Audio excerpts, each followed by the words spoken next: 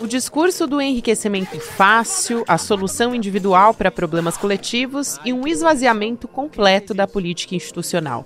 A extrema-direita tem ganhado força com seu novo expoente nas eleições de São Paulo deste ano, o ex-coach Pablo Marçal. Com uma linguagem violenta e propostas mirabolantes para problemas reais, o Marçal usa o símbolo da carteira de trabalho para arregimentar eleitores, principalmente nas periferias. Mas a defesa do trabalhador e um olhar mais cuidadoso para as regiões menos favorecidas sempre foram agendas defendidas pela esquerda, que agora a extrema-direita tenta tomar para si. Na base do estereótipo e do preconceito, o Marçal busca referências no rap e tenta um diálogo com o trabalhador precarizado, vendendo uma falsa ideia de empreendedorismo para o motoboy ou para o motorista de aplicativo. Tudo isso no momento em que a esquerda é duramente criticada por ter perdido o diálogo com os setores mais periféricos, diante da nova mecânica de funcionamento do trabalho.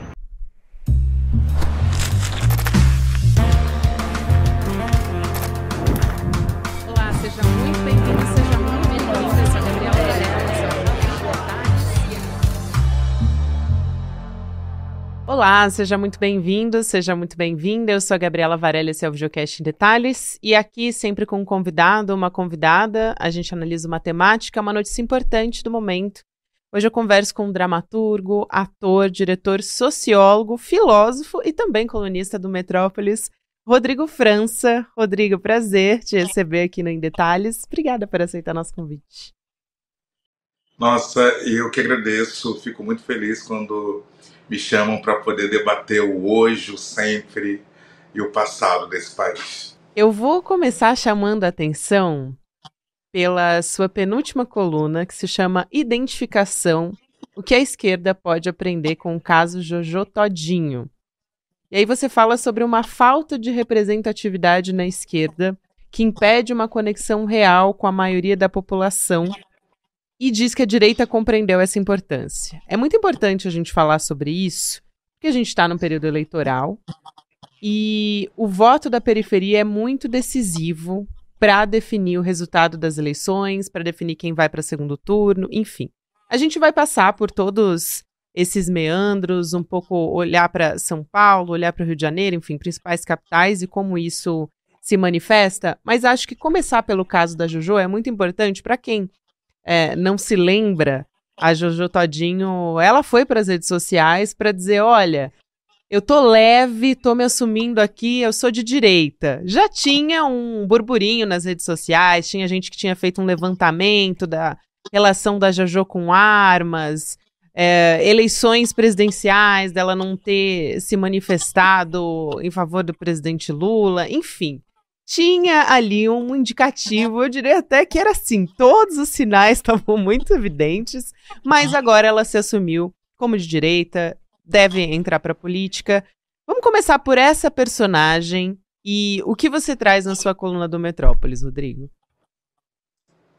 Primeiro que não há surpresa, né, como você falou, né? Os prenúncios já sinalizavam isso. E aí tem algumas camadas que, por exemplo, eu sou militante do movimento negro desde que eu nasci.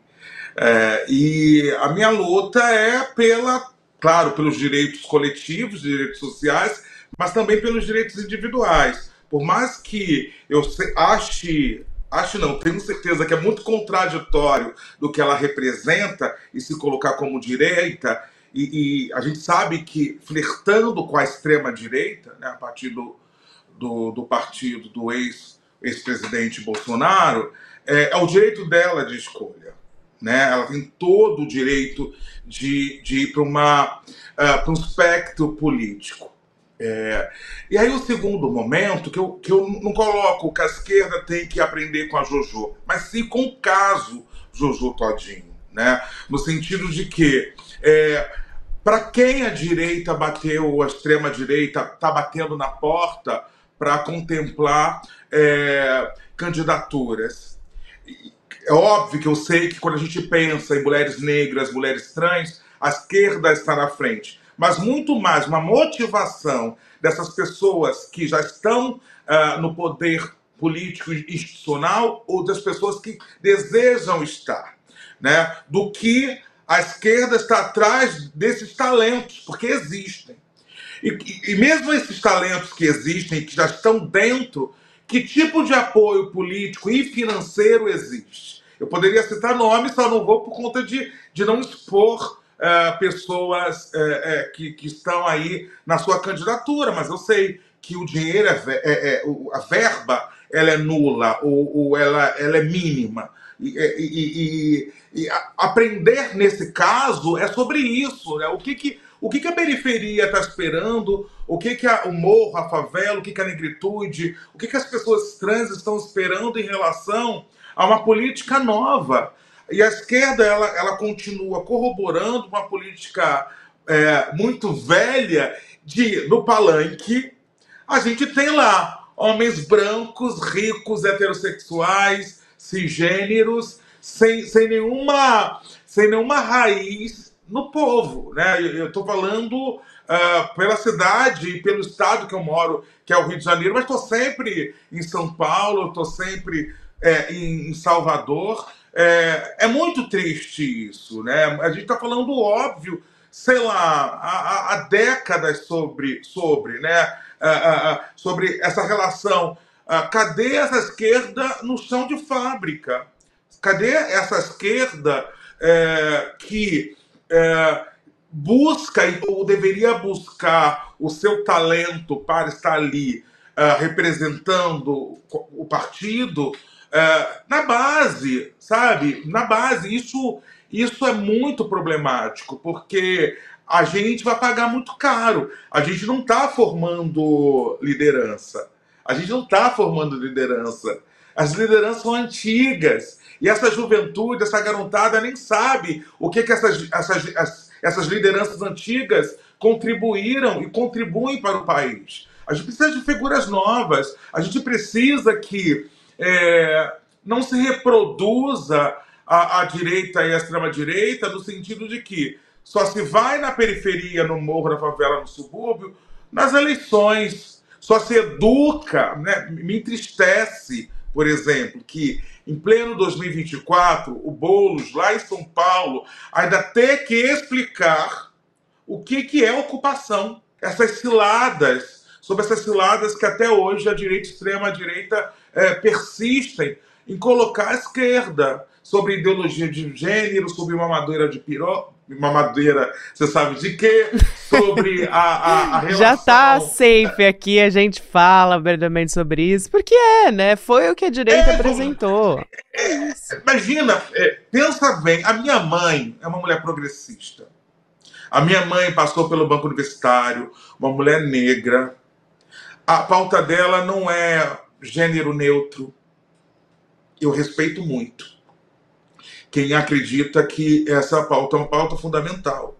Mas a pauta da minha mãe não passa por aí.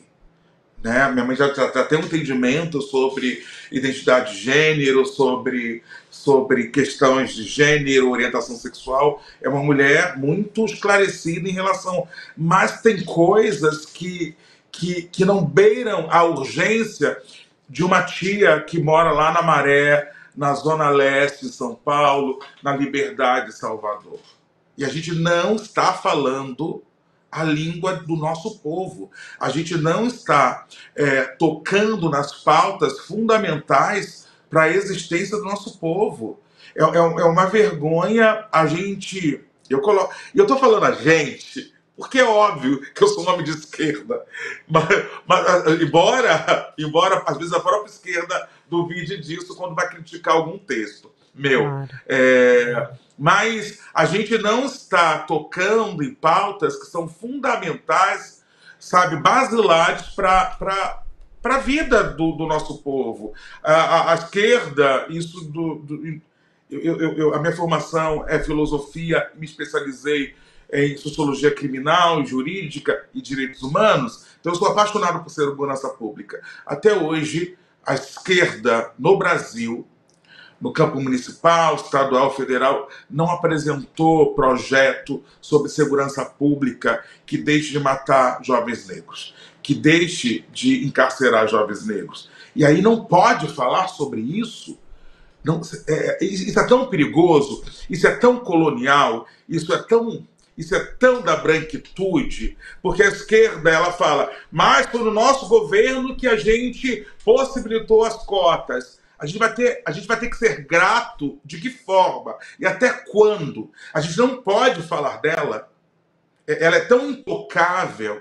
É esse tipo de esquerda que não me interessa, que é a elite, que é a esquerda Ballantyne, sabe? A esquerda que não escuta, que acha que está acima do bem e do mal, e principalmente, e que nós, que somos negros, LGBTs, do Morro da Favela, devemos ser gratos eternamente, sem poder sinalizar ou dar qualquer tipo de palpite.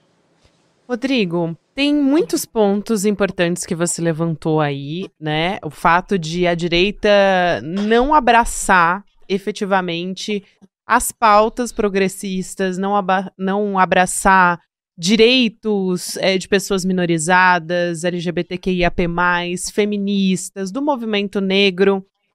Enfim, ela não dialoga, né? Assim, não representa a periferia, não representa os morros, mas ela entendeu e qual é a maneira de chegar lá, seja por meio da desinformação, das redes sociais, né?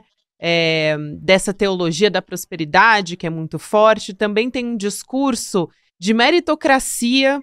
E é isso que eu queria entender, assim, junto com você, refletir sobre isso, porque existe uma parte da periferia que se identifica com um discurso histórico tradicional da esquerda e existe uma parte que quer falar sobre o discurso, por exemplo, do empreendedorismo, que é muito forte, a direita sabe como usar esse discurso. Então, se divide, de certa maneira, dessa forma. Como é que, em que momento, vamos dizer assim, que a direita e a extrema-direita entendeu que isso era um ativo político, né? Porque a gente tem os candidatos, até, por exemplo, Prefeitura de São Paulo.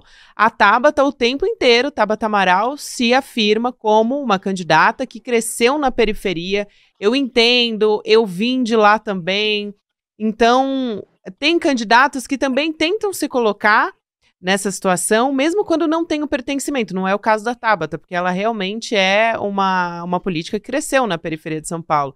Agora, a gente tem outros também na direita que tentam, assim, causar essa identificação. Então, em que momento, né? Quais são essas representações todas surgindo nesses espaços e como que eles entenderam que abraçar essa pauta política era importante?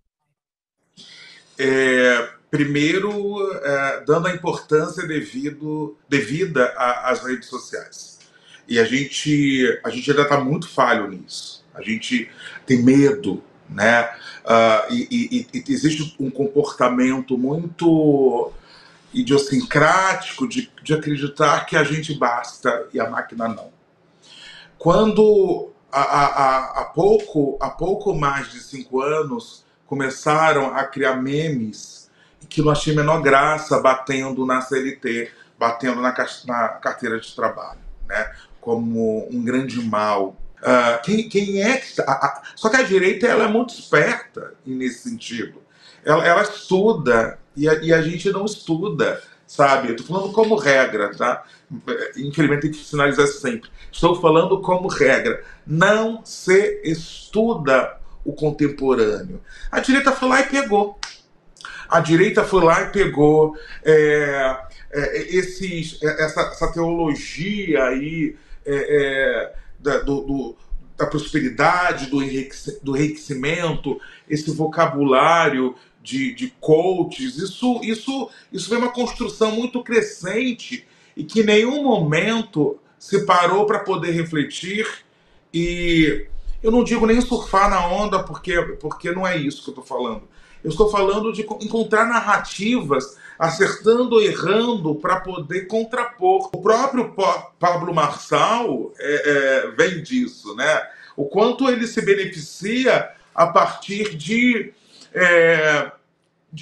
pessoas que são contrárias a ele. E eu posso... Gente, dá para fazer uma planilha Excel de personas no poder político institucional que compartilham os bolsonaristas, sabe? Não compartilham no sentido rico, pedagógico, não compartilho no sentido simplesmente de sinalizar eu sou contra a essa pessoa. Só que o que vem junto a isso é pobre, não é o suficiente. E aí, voltando à sua provocação, a direita ela não precisa de agentes multiplicadores, ela não precisa de uma grande expert no marketing, porque tem a esquerda que já faz isso. Já tem a esquerda que está ali pronta, né?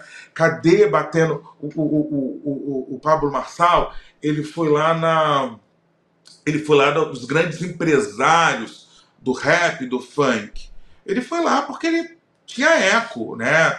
São pessoas que se beneficiam de uma frágil leis trabalhistas a partir de Temer, a partir de Bolsonaro. Ele foi lá. Mas cadê o contraponto disso? Cadê? Eu fico pensando, né? Cadê essas pessoas no Islã, que para mim é o movimento mais revolucionário da cultura brasileira no momento de hoje? Cadê essas pessoas no teatro?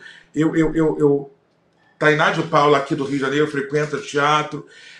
Mônica Cunha. Tem gente que frequenta, mas outras pessoas eu tenho que implorar. Eu tenho que implorar para frequentar teatro, para frequentar espaços culturais, porque eu vejo isso importante, porque ao mesmo tempo eu estou nos grupos de teatro, hegemônicos, não hegemônicos, eu vejo que a direita está lá flertando. E aí eu fico, a partir dessa aflição, quase implorando, venha assistir a minha peça, outras peças. Mas a direita está fazendo isso. Daqui a pouco a direita está lá. Por mais que ela faça toda uma crítica, principalmente a extrema-direita, em relação à lei de incentivo, à lei Rouanet, ela já está percebendo que ela pode capitalizar muito bem em cima de artistas, para ela talvez começar a flertar com pessoas do campo progressista. Eu acho que tudo que você traz aí é fundamental. A gente teve uma identidade, né? Você trazer essa discussão durante as eleições era uma visão muito estigmatizada, né? A periferia sempre e a população vulnerável sempre nesse lugar da falta. E agora se transformou no incentivo político, como a gente está conversando, é uma nova configuração, né, que a direita entendeu que pode ganhar e tem um eleitorado muito importante e decisivo com isso. Então, tem essas representações que vêm surgindo nas pautas, né? Então, os novos interesses também desses territórios, novas identidades periféricas e tudo mais. Eu quero te perguntar como é que foi para você falar sobre o caso da Jojo Todinho, porque você levantou diversos pontos ali a respeito de como é preciso reconhecer que a esquerda brasileira tem deixado pautas como pauta racial. Você que é do movimento negro, é fundamental você poder falar sobre isso. E projetos de políticas, não só políticas de segurança pública, mas de políticas públicas na região também, enfim. São vários pontos ali que você levantou. E aqui nos bastidores a gente até comentou sobre como é difícil falar, né, e criticar as pautas progressistas também, por achar que isso também vai levar a extrema-direita a ter algum tipo de munição. Vou dizer munição aqui por falta de uma palavra melhor, mas não gosto nem de usar essa pauta para falar de extrema-direita, né, essa palavra. Mas vamos dizer assim, isso pode ser utilizado como um discurso pela extrema-direita. Como é que foi isso? Que tipos de críticas você recebeu? E você acha que isso, de alguma forma, vai justamente ao encontro de tudo que você trouxe ali na coluna sobre a dificuldade de reconhecer esses gargalos todos? Primeiro, assim, é triste. Se eu, né, não estou falando que seja tudo, mas é importante. Eu tenho 2 faculdades, cheguei no mestrado, não terminei o doutorado, e aí a pessoa sugere lá, você não entende nada de política. Que dirá essa pessoa, e que eu vi que era uma pessoa militante da esquerda, de um partido X, que dirá essa pessoa falar com, sei lá, minha tia que mora no Complexo do Alemão. Né? Então, é, é quase é quase burro isso, sabe?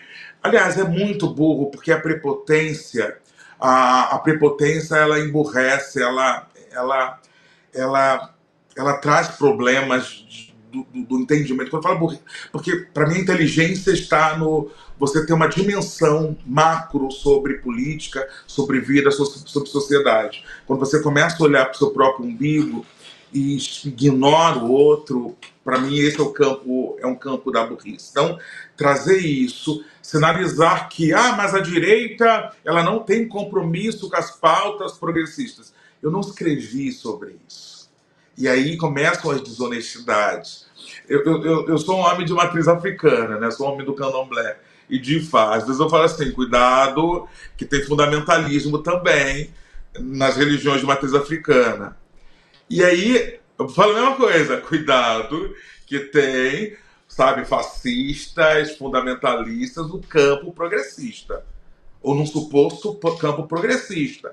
E aí é triste que essa pessoa que se acha tão maioral, né, tão dona da verdade absoluta, ela não lê que, sei lá, centenas de comentários, as pessoas, você vê pela foto, são negras, estão ali, você entra na bio, né? São de periferia, etc. Todas as pessoas estão falando a mesma coisa. Todas as pessoas estão falando sobre o afastamento, sobre o distanciamento da esquerda nos setores mais populares, mas mesmo assim essa pessoa acha que ela está certa e aquilo que eu escrevi, e que talvez ela parou no primeiro parágrafo, talvez aquilo que ela viu como vídeo, ela nem quis ver tudo, porque tocou no ego dela, estamos errados. O problema sou eu, o problema é aquilo que eu escrevo. Eu acho, para ser muito sincero, que roupa suja se lava em casa. Mas quem me segue de maioria é progressista. Vou falar para onde? Né? Estou na universidade, estou nas feiras literárias, onde eu posso, diante do meu público, eu vou e dialogo e tenho esse momento pedagógico. Mas é preciso ir além. Né? Você pode falar assim, Rodrigo, mas você escreve para o Metrópolis, é preciso ter um contraponto de outros olhares na cultura, na mídia hegemônica, na mídia de massa. Né? Então é preciso, e é óbvio que eu sou um homem muito, muito responsável. Eu não vou colocar tudo que eu penso. Ali tem filtro. Ali tem filtro por responsabilidade, por ética, por cuidado, por cautela, para que eu não seja utilizado como ferramenta contra o espectro político que eu acredito. Agora, ao mesmo tempo, ficar calado, eu não vou. Ficar calado, eu não posso. Rodrigo, para a gente fechar, tem um fenômeno muito interessante da gente acompanhar, que é como é que está atualmente a intenção de voto, né, nas pesquisas em São Paulo, e quando a gente olha para o Rio de Janeiro, é completamente diferente. Então, a gente tem em São Paulo o apoio do presidente Lula, que a gente considera fundamental para a população de baixa renda, justamente porque ele é o candidato, né, que fala, né, com a baixa renda, que traz no imaginário da população todas essas políticas públicas como Bolsa Família, por exemplo. Então, quando a gente fala do presidente Lula, é isso que vem no imaginário da população. E quando a gente atrela ao Guilherme Boulos, né, Guilherme Boulos é o candidato do presidente Lula, a gente imaginou que isso fosse mudar a intenção de voto nas pesquisas. Mas o que a gente tem até agora, não. É o Ricardo Nunes, que tem a máquina, o atual prefeito, se destacando entre as rendas menores. Né? Então, ele é o preferido. Estou aqui trazendo a pesquisa Atlas mais recente. Isso no dia 24 de setembro, que a gente está conversando. Ele é o preferido de quase 26% dos que ganham até R$ 2.000, e ele fica atrás do Guilherme Boulos entre os que ganham acima desse valor. Esse é um ponto. Quando a gente olha para o Rio de Janeiro, a gente tem um outro fenômeno. O Eduardo Paes, ele consegue conversar tanto com a população que está na periferia, como também com uma parte da direita ali. Talvez não com a extrema-direita, né? Que aí o Alexandre Ramagem, agora que todo mundo sabe que ele é o candidato do Bolsonaro, vai direto nele. Mas ele consegue dialogar muito bem com todos esses setores. O que isso nos diz sobre as nossas eleições municipais? Em São Paulo, por exemplo, a gente teve, o último prefeito progressista foi o Fernando Haddad, né, que é o atual ministro da Fazenda, e ele foi muito criticado pela periferia por olhar mais para o centro e não olhar para os extremos da cidade. Eu fico pensando, por exemplo, a grande concentração de benfeitorias do Eduardo Paes aqui no Rio de Janeiro é a Zona Oeste, que é o grande capital eleitoral que existe. Eu estou falando de quantidade, é algo imenso. E há um sujeito que está no samba, é um sujeito que está nos grupos de teatro, é um sujeito que ele consegue conversar com todos os campos possíveis. Todos. E aí eu fico pensando assim, torço que o Boulos saia bem, que eu acredito nesses candidatos aí de São Paulo. O Boulos é o que vai olhar para o povo, melhor olhar para o povo. Seu projeto me interessa, mas acaba essa eleição, vamos supor que ele não ganhe. No dia seguinte ele deve estar dialogando com a periferia. No dia seguinte ele deve estar, não adianta fazer o Bolo responde no período eleitoral. E aí eu volto para o Rio de Janeiro.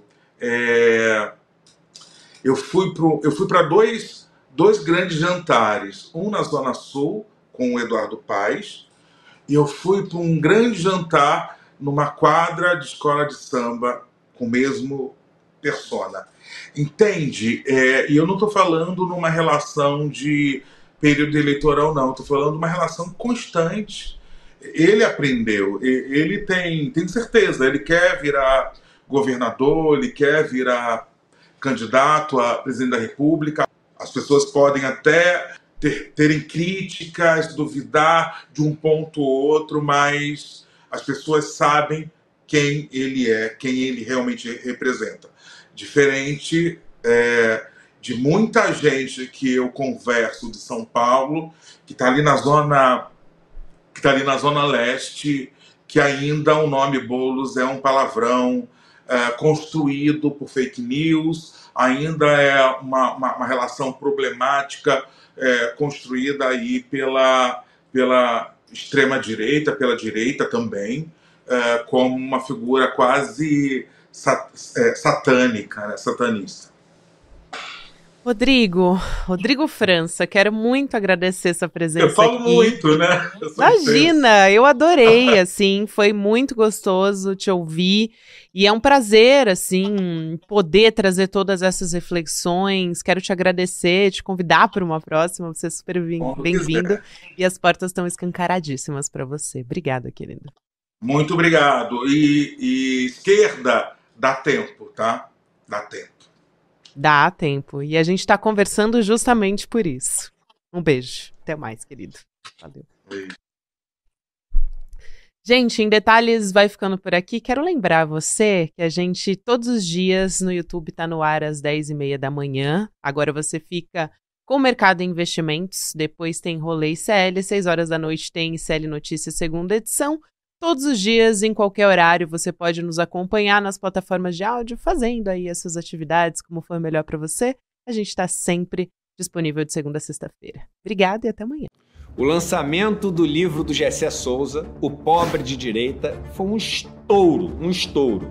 Dezenas de milhares de pessoas assistindo, interagindo, e ele jogando luz num assunto que é muito comentado, muitas vezes até cheio de preconceito e pouco compreendido, né? As pessoas saíram da aula assim maravilhadas com a capacidade do Gessé de explicar esse tema que é tão importante, principalmente por causa do momento que a gente está vivendo, do momento político. As eleições estão aí, né? Batendo a porta. Se você não assistiu a aula, a notícia boa é que a gente liberou o replay por pouco tempo, até porque a gente acha que é muito importante as pessoas assistirem por causa desse momento político. Ele já vai sair do ar, mas ainda dá tempo. Clica no link aqui e assiste essa aula que você não vai se arrepender. No final da aula, a gente preparou uns presentes também para toda a turma que ainda não faz parte da comunidade ICL e quer fazer parte, e isso está valendo para você que assistiu o replay também. Você vai curtir.